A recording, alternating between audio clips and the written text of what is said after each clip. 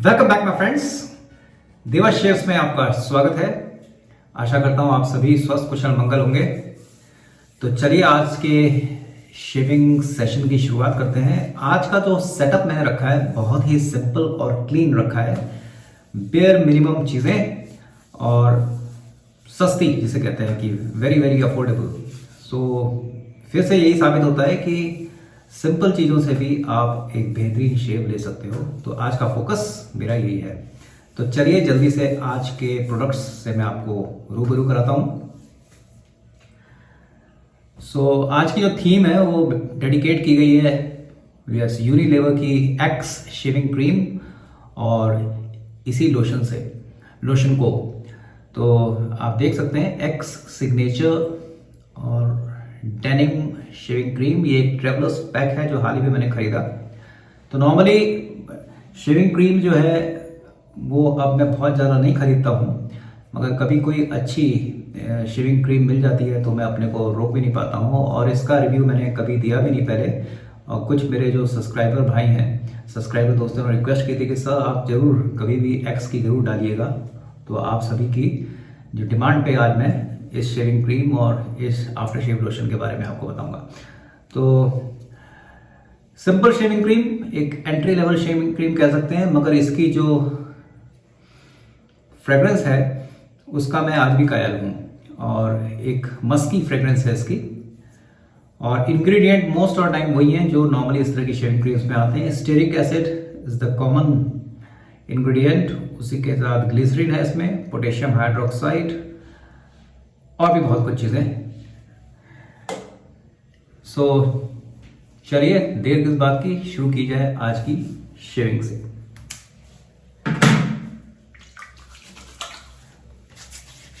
So today I am not going to apply any pre-shave oil or even soap.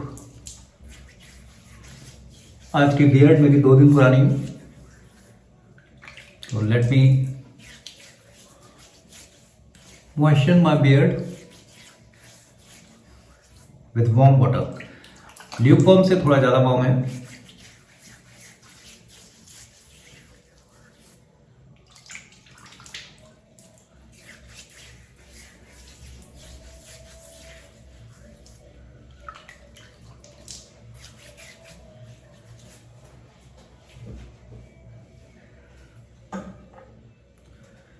सो आज का synthetic shaving brush Pink wolf.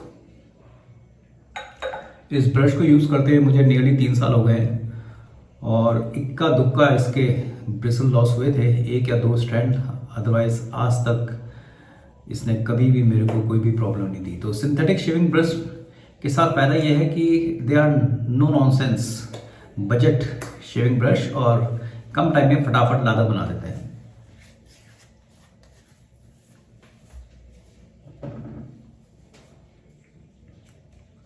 और आज का razor tried and tested Pearl का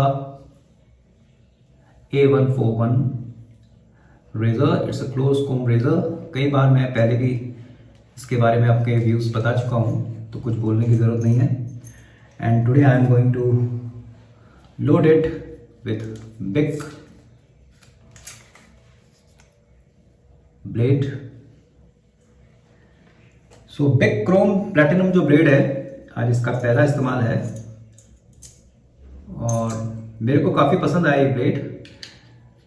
सो पहली जो शेव निकलती है इससे, जितना मैंने देखा है वो काफ़ी शार्प होती है, और दूसरी तीसरी जो होती है जब आप प्रोग्रेस करते हो अपनी दूसरी या तीसरी शेव पे, तो ये थोड़ा सा स्मूथ ज़्यादा होने लगता है।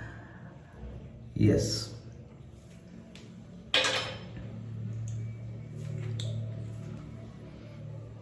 बहुत ही उम्दा परफ्यूम।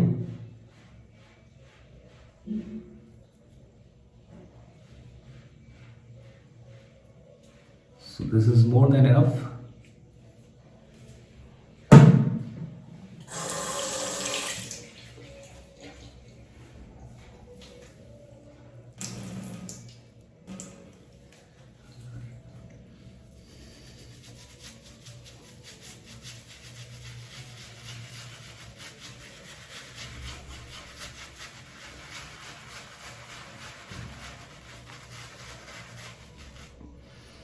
मार्वलस।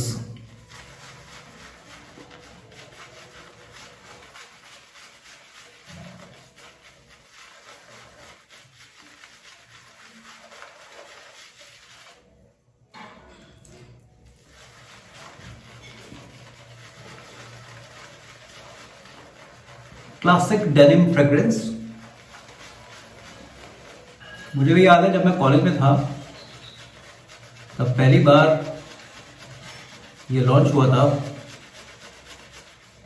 और 100 ml की जो डेनिम ओरिजिनल आफ्टर शेव की उस समय बॉटल 100 रुपए की आती थी। तो उस समय मैंने ये खरीदी थी, और at that time it was my most favourite after shaves.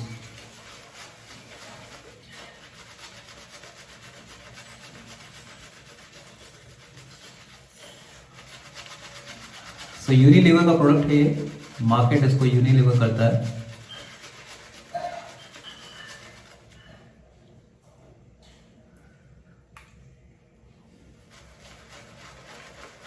देखिए, शेविंग क्रीम और शेविंग सोप ज़्यादा बेहतर कौन है, ये एक नेवर एंडिंग डिबेट है।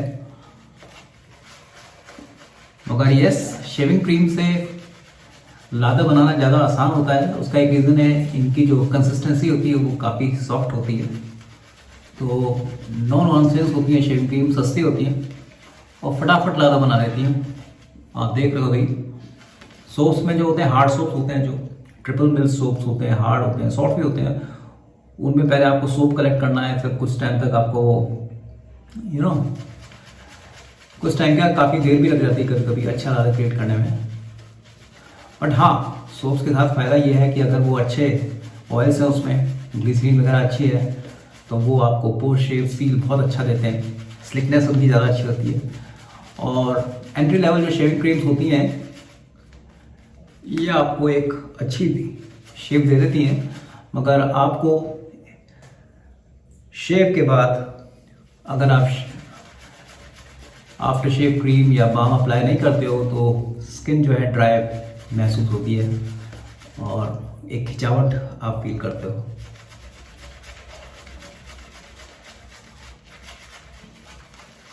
तो केवल लादर ही एक क्राइटेरिया नहीं होता शेविंग क्रीम को और शेविंग सोप को बेहतर बनाने में। कई शेविंग सोप ऐसे हैं जिसमें ज़्यादा लादर क्रिएट नहीं कर पाते, मगर जितना भी होता है मामला वो बड़ा स्लिक हो जाता है, रेजर ग्राइंड करने में बहुत मज़ा आता है।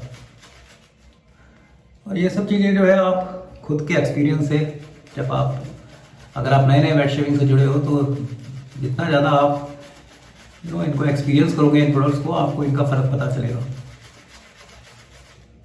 पर्सनली मैं कोई एडवोकेट नहीं करता है इस चीज़ का कि सोप्स ज़्यादा बेहतर है या शेविंग क्रीम ज़्यादा अच्छी हैं, बट अगर आप फिर भी मेरे से मेरी पर्सनल राय जानोगे तो definitely over the years, last 3 or 4 years, my shaving has more inclined towards shaving soaps, no doubt about that. तो महीने में 1-2 बार मैं शेविंग क्रीम यूज करता हूँ, 2-3 बार।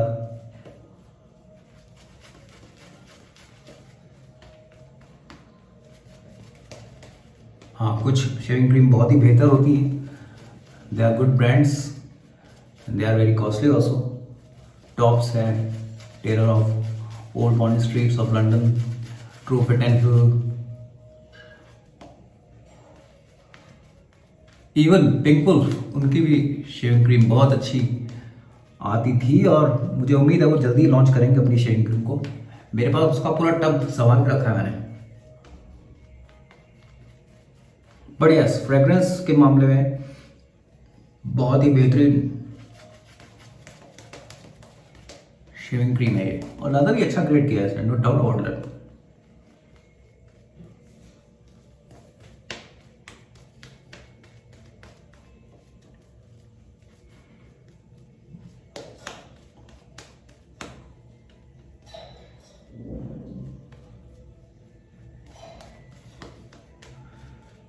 So I think that's enough.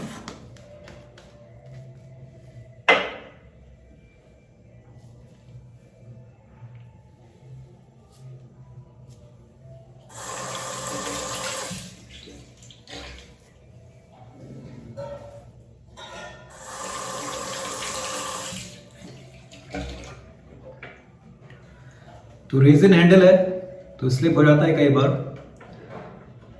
Because of your wet hand. तो मैंने इसमें थोड़ा सा एलम अपनी उंगलियों में रगड़ लिया है।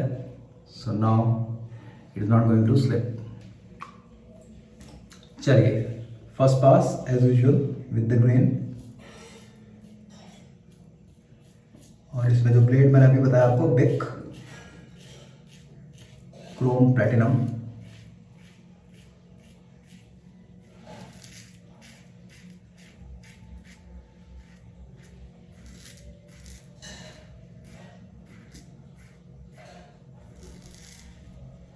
नो डाउट शार्प ब्लेड है ये, not as sharp as Feather.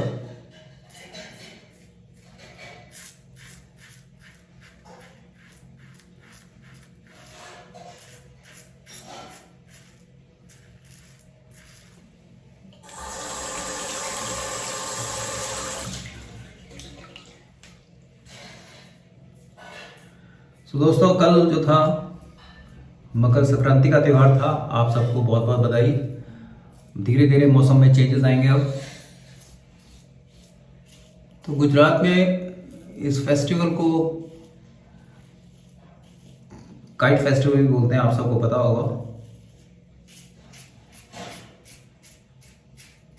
तो मैंने तो कोई काइट नहीं उड़ाई, बट कल मैंने बिंज वॉचिंग की। Yes, I enjoyed 2 movies. और पता ही क्यों मेरे को वॉर मूवीज देखना बहुत पसंद है। मतलब बहुत दीवानगी की हद तक मैं देखता हूँ। और मेरे घर वाले कहते हैं यार तुम्हें मरने मारने वाली चीज़ें की देखने में क्या मज़ा आता है। तो कल मैंने अमेजॉन प्राइम में 2 मूवीज देखी। एक मेरी चहेती Saving Private Ryan, directed by legendary director Steven Spielberg.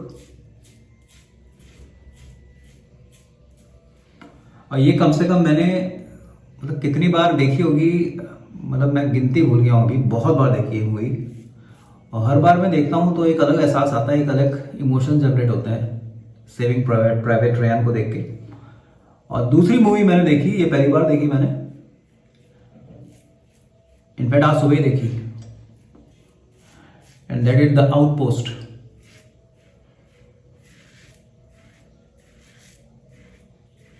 Outpost एक कहानी है अमेरिकन फोर्सेस की जो अफगानिस्तान में पोस्टेड थे। सन 2009 की बात है ये। तो वो पहाड़ और उसके नीचे जो वैली एरिया होता है, तलहटी जिसको कहते हैं, वहाँ पे उनकी एक आउटपोस्ट है। और ऊपर से कैसे तालिबान लोग उनके ऊपर अटैक करते रहते हैं। और उस तरह के अल्ट्रा हॉस्टाइल इन्वायरमेंट में वो उनकी चौकी के ऊपर जब कब्जा करने वाले होते हैं, वो कैसे अपने आप को सेव करते हैं, उनकी कैमराडरी और उनकी जो लीडरशिप स्पिरिट।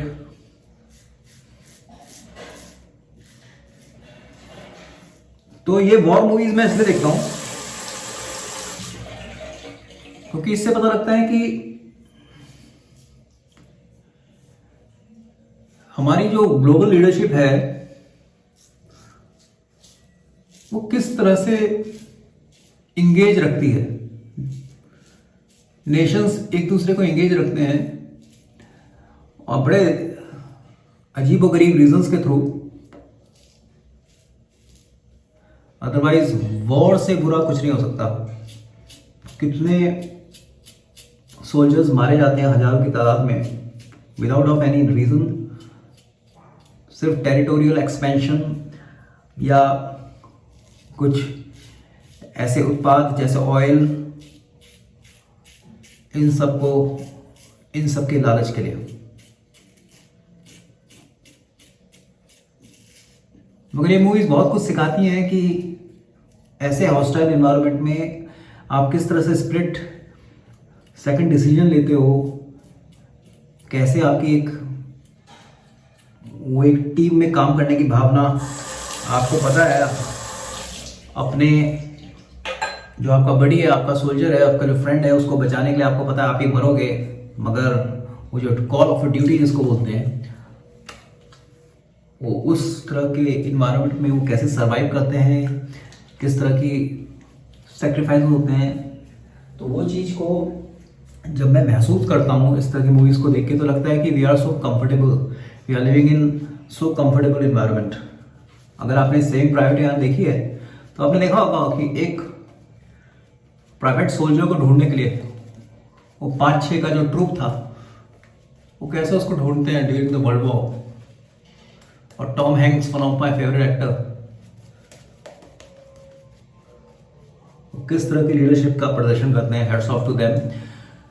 तो लाइफ में जब भी मेरे को कभी कुछ नाकामी का एहसास होता है, जब कभी लगता है कि यार ये चीज़ की कमी है लाइफ में, भगवान ने उसको दिया है मेरे को नहीं दिया, या इतना एफर्ट देके भी कोई चीज़ नहीं मिल रही है, या कभी कभी बहुत हम कंप्लेनिंग हो जाते हैं छोटी छोटी चीज़ों पे, तो इस तरह की मूवीज़ जो होती हैं उसको देख के हम धरती पे आ सकते हैं कि यार we are so lucky that we have a roof over our head, we have food on our plate and we have all the basic amenities. तो फिर हमें क्यों हम कंप्लेन करते हैं? आप कभी सोचिएगा कि even in our country Siachen, मेरी इच्छा है कभी वहाँ जाऊँ। उस तरह का जो इन्वायरमेंट है जहाँ पे टेम्परेचर साल भर कभी ज़ीरो से ऊपर जाता ही नहीं है, ये लोग कैसे सरवाइव करते हैं यार? मतलब even how they are going for loo and potty, वो किस तरह से करते होंगे ये लोग, कितने ठंड में। और वो विंटर्स में तो मैंने सुना है वो -20 -30 चला जाता है, और उस समय वो एक टेंट में, एक उस तरह के बंकर में रह रहे हैं, और किस तरह का इनका प्रोटेक्टिव गियर होगा। तो फिर जब ये मूवीज हम देखते हैं तो और इस तरह की चीज़ों को पढ़ते हैं तो सारे इसके सारे कंप्लेंट्स जो होती हैं वो अपने आप से दूर हो जाती हैं।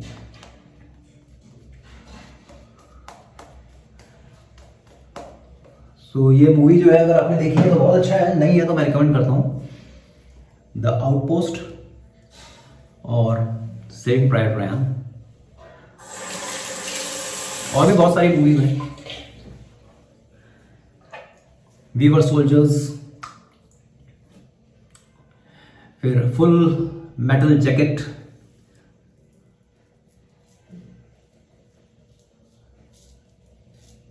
Good morning Vietnam, missing in action.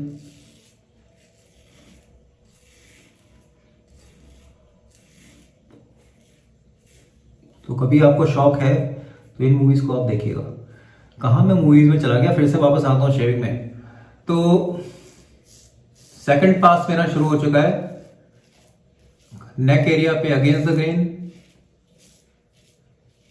As usual.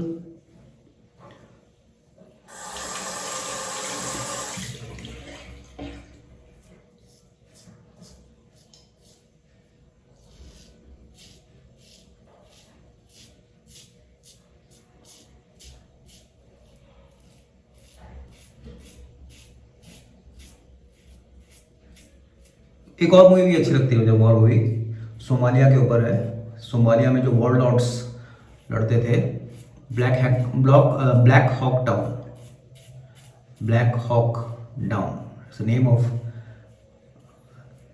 The helicopter.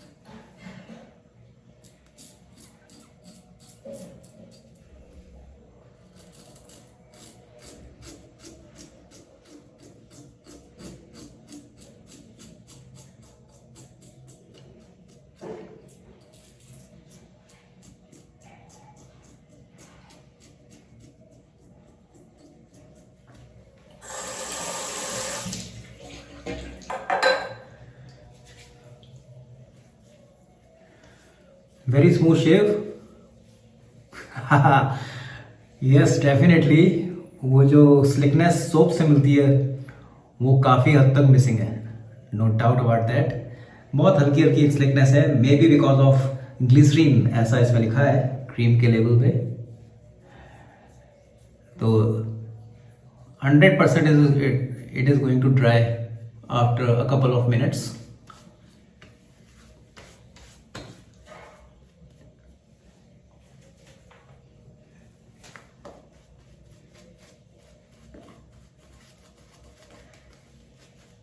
Third pass वैसे जरूरत लग नहीं रही है।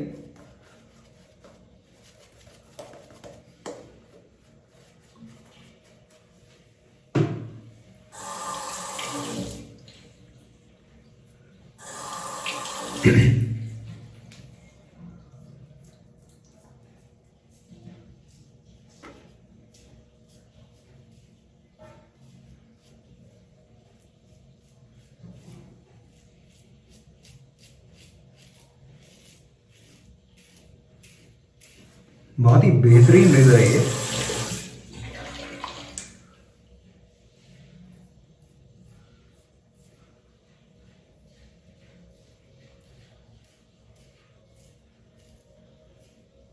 मीडियम एग्रेसिव,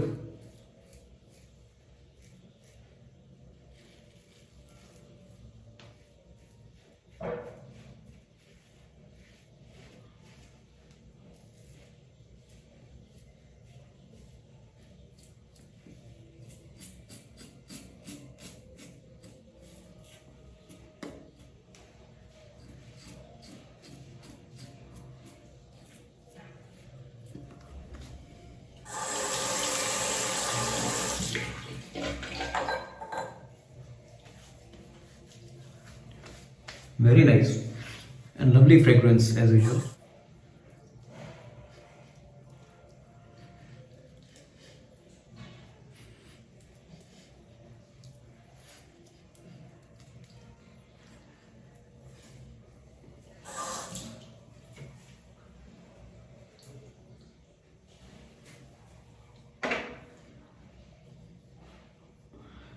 तो कोई जलन नहीं दोस्तों, that means a smooth shape, no nicks, no cuts, very nice. But yes, moisturizing effect काफी कम है, but it is very common with the entry level shaving creams, मगर काम इसने भरपूर किया है। Let's come to the post shave part. So X signature denim aftershave. So definitely it has alcohol.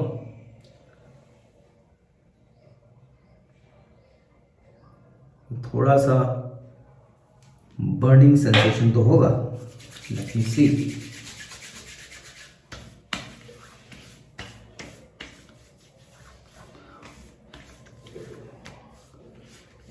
है burning है हल्की, बट इतनी नहीं है कि वो आपको शुरुआत में प्रॉब्लम करे। But yes, fragrance is super amazing.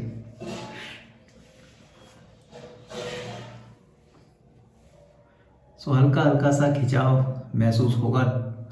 So let me apply balm also, one of my favorites, especially in winters, and herb.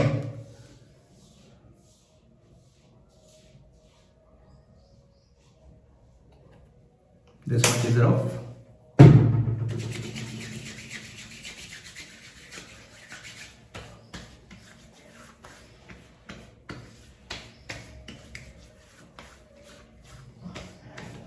दोस्तों इस जो एनहब है, इसके साथ बेस्ट पार्ट क्या है कि ये एकदम से फैल जाता है आपके एरिया में, और शुरू में हल्का सा ऑयली फीलिंग होती है, फिर 1-2 मिनट के बाद वो एकदम गायब हो जाती है और हल्का सा कूलिंग सेंसेशन ही आपको देता है।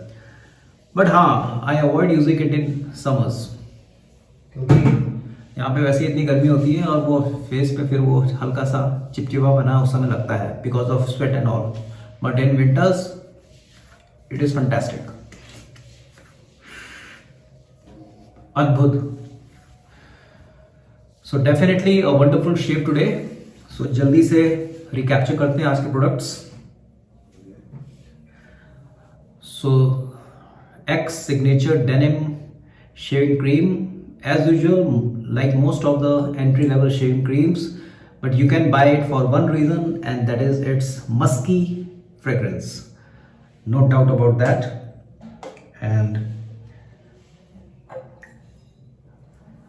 if you are a new beginner in bed shaving, आपने अभी अभी शुरुआत की है बेसिक लेवल के रेजर्स के साथ, अब नेक्स्ट लेवल पे आप जाना चाहते हो तो यू कैन ट्राई दिस। मगर यस, ये हल्का सा मीडियम एग्रेसिव है, but one of my favourites, और ये काफ़ी रिनोन्ड है शेविंग सर्कल्स में। So Pearl A141 safety razor, it's closed comb razor. अच्छा काम करता है ये, प्रोवाइडेड ब्लेड भी अच्छा हो। And of course one of my favourites perfume, and that is X Denim after shave, wonderful. आज का जो ब्रश था पिंक वुल्फ, बहुत ही बेहतरीन, बहुत ही बढ़िया ब्रश है ये। मैंने अभी देखा है कि वेबसाइट पे और जितने भी अपने ये अमेजोन वगैरह जितने भी ऑनलाइन पोर्टल्स हैं उसमें ये अवेलेबल नहीं है, क्योंकि शायद इसका रीज़न ये हो सकता है कि एक नया सिंथेटिक ब्रश पिंक वुल्फ ने लॉन्च किया 6-7 महीने पहले, तो उसकी वजह से शायद ये अब अवेलेबल नहीं है। मगर ये आज से ऑलमोस्ट 3 साल पहले मैंने ख़रीदा था और बहुत ही बढ़िया काम करा है अभी तक इसने। अभी भी बिल्कुल नया लगता है ये, और कई साल और चलेगा ये। But yes, you have to handle with care with all your shaving products, no doubt about that. And जो आज मैंने ब्लेड यूज़ किया वो बिग का था, बिग क्रोम, तो ये भी बहुत अच्छा बेहतरीन ब्लेड है, मेड इन ग्रीस। सो दोस्तों, ये था आज का शेविंग सेशन। आपको मज़ा आया होगा। अगर मज़ा आया तो आप लाइक सब्सक्राइब कीजिए, और अगर आपने शेयर करना है तो अपने दोस्तों को, अपने रिलेटिव्स को आप शेयर भी कर सकते हो। तो साइनिंग ऑफ नाउ। और आज का डिस्कशन शेविंग से थोड़ा सा ज़्यादा वॉर मूवीज़ के ऊपर रहा, तो अगर आपको इस तरह की वॉर मूवीज़ अच्छी लगती हैं तो ज़रूर आप अपने कमेंट सेक्शन में बताइएगा शेविंग रिलेटेड क्वेरीज के साथ, या कोई आपको अच्छी कोई वॉर मूवी लगती हो या जो मैंने शायद ना देखी हो, तो आप अपने सजेशंस या उसमें सजेशन बॉक्स में ज़रूर लिखिएगा। तो मिलते हैं ब्रेक के बाद नए शेविंग सेशन के साथ। Till then, goodbye, tata, sayonara, जय हिंद।